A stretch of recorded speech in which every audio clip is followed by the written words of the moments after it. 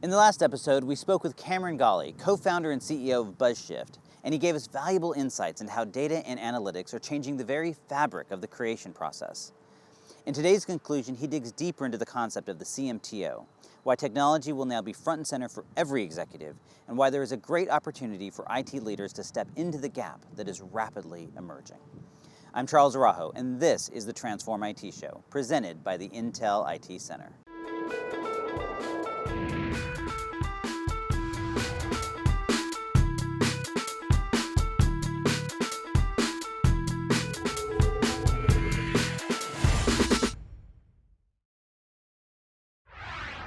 When we were talking more recently, you said something that really intrigued me. You talked about the fact that the act of creation itself was transforming and changing. So can you share some of your thoughts around that with us? Yeah, what's interesting about how we create content now, the reality is that we think about when we build a business, for instance, and we're helping a lot of businesses grow.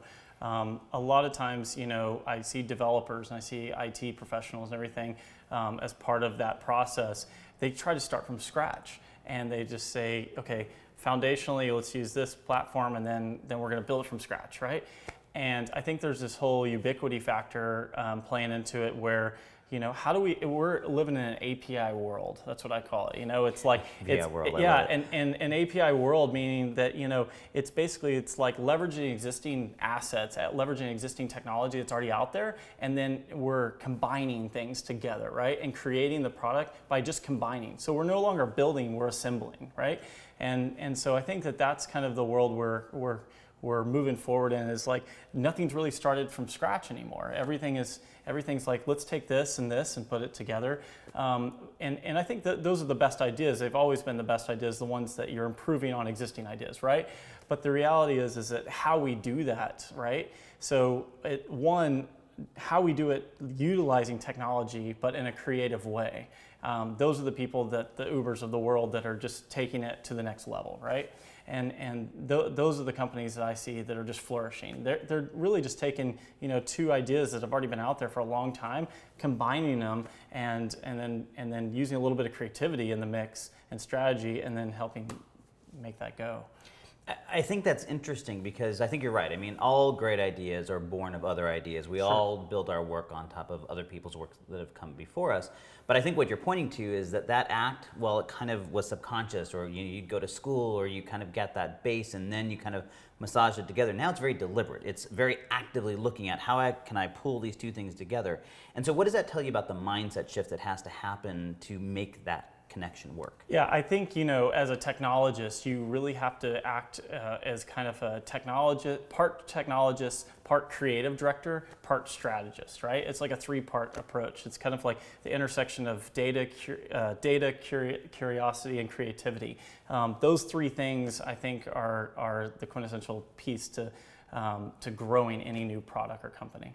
And you believe that when we put all this together, this idea of data-informed content and this new approach to creation itself, that actually represents a huge opportunity for IT professionals into this mix, right? So explain some of that. Yeah, if we look at an agency, for instance, an ad agency or a marketing firm in the past has never really had a lot of technologists and analysts and insights people, but that is their number one key hire now. We're hiring more analysts than anything else right now. We're trying to figure out, we need to make sense of all this data to help create this new content.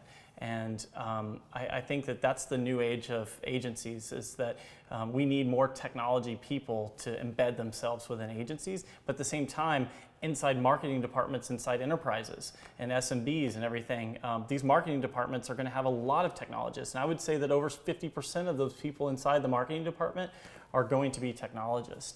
And that's a huge shift. I mean, that used to fall under the CIO, and ad agencies didn't have any technology people. They were a lot of creatives and media people. And even on the media side, It's not just the media planner anymore. Well, the media planner is not just laying it all out like they used to.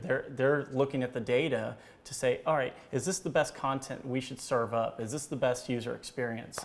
Is this the type of content that people want to engage with? Those are all the questions that they're looking at.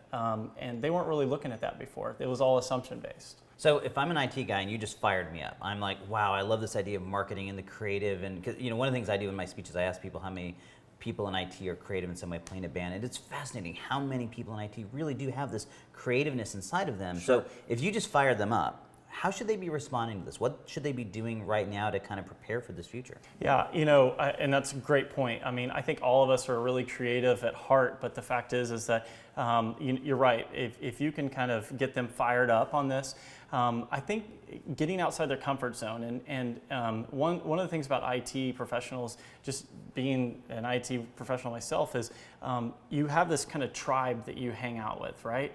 And it's full of other IT professionals, and those are the people you know. The minute you start like hanging out and inserting yourselves with other tribes and networking into places that you may have not ever networked before, the minute you inject yourself into a marketing association or something like that, then all of a sudden you're the coolest kid at the table, and honestly, everybody wants to hire you. So I think people respect that technologist. They love that perspective. And that's what more marketing people are looking for. I want to pick up on something and dive a little deeper. You mentioned this idea that maybe there's not going to be this idea of a CMO, a chief marketing officer, in the future, that they're going to have to be CMTOs. Is that what you call them? Chief Marketing Technology Officers? Absolutely. So I'm glad to hear that, because I think that not only because I think sometimes we think, well, all this disruption is just happening on the IT side, but it's really happening across the board everywhere, right? So let's talk to the marketing folks in the world. If you're on the marketing side, what does this world look like for you? Yeah, and this is the sad thing. I'm seeing a lot as we're working with larger brands and everything now. We're seeing a lot of turnover in the CMO, the VP of marketing, director of marketing, a lot of turnover there. And they're getting replaced by a lot of people that have a kind of a technology background. And so I think it behooves the CMO now, the VP of marketing, to educate themselves and surround themselves with a team of people that have a technology background. Those are the companies. Even if you're a pizza chain or something like that, the CMO is now surrounding themselves with a bunch of technologists. So I think that if you can't educate yourself and focus on the technology, the trends and the innovation and what's going on, because those are the pieces that you need to be leveraging as a brand. You're supposed to be paying attention to what's trending, what's out there.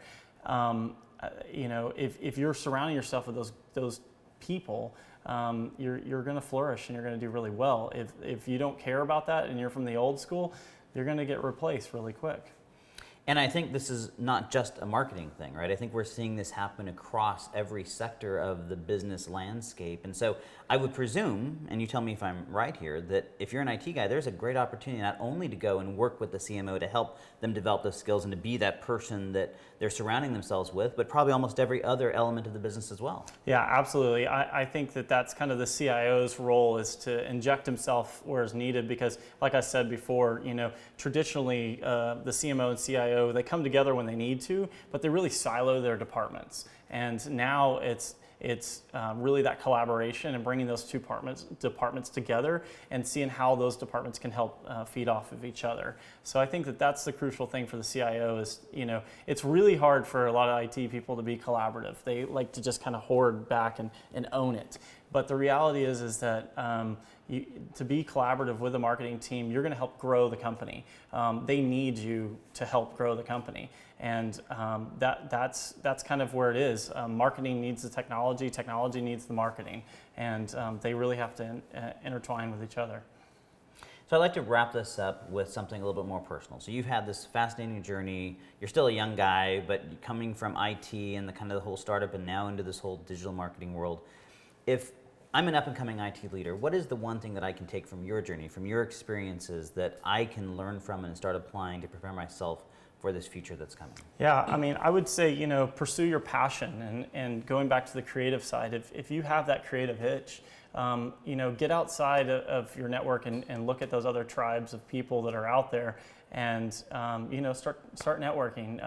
That's the one thing that I think I did that really helped me propel me forward, was getting outside my comfort zone of not just being with the core team that I was working with, but putting myself out there with PR people and marketing people, and it's kind of scary. And then I learned it. I picked it up really quick, and I became really passionate about it. And they loved, everybody in that space loved that I had a tech background, and they were like, how can we leverage you, And so that's the thing. People are going to really embrace you if you just go out there and network and work within other tribes.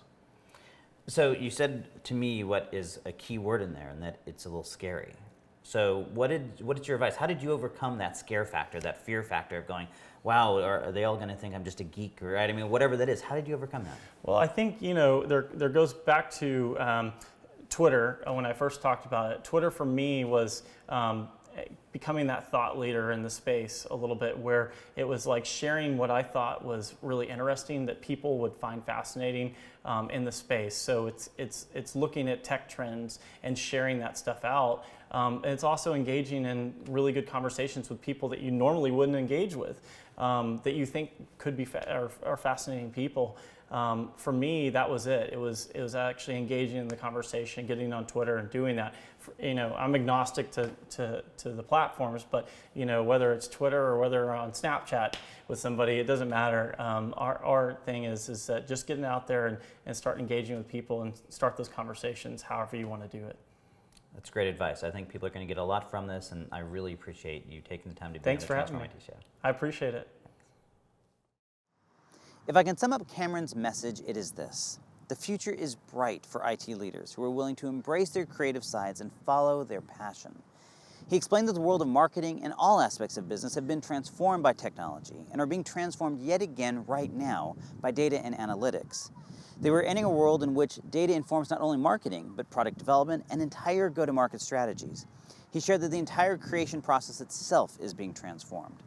Put it all together, and it spells a great opportunity for those IT leaders who are willing to step into the gap that these forces create. It's profound if you think about it. No more CMOs or CTOs, just CMTOs, and then multiply that across the entire organization. As an IT leader, what kind of value can you offer in that world? That's the question you must be prepared to answer. Let me know your answer using the Twitter hashtag TransformIT, or by sharing a comment here on the episode page. Also, make sure that you check out the resources that both Intel and we at the IT Transformation Institute have made available for you. You can check them out at www.intel.com/IT-center and on our website at www.transformingit.org. Well, that's another episode of the TransformIT show in the books. Thanks for joining us. I'm Charles Araujo, and together we can change the world of IT.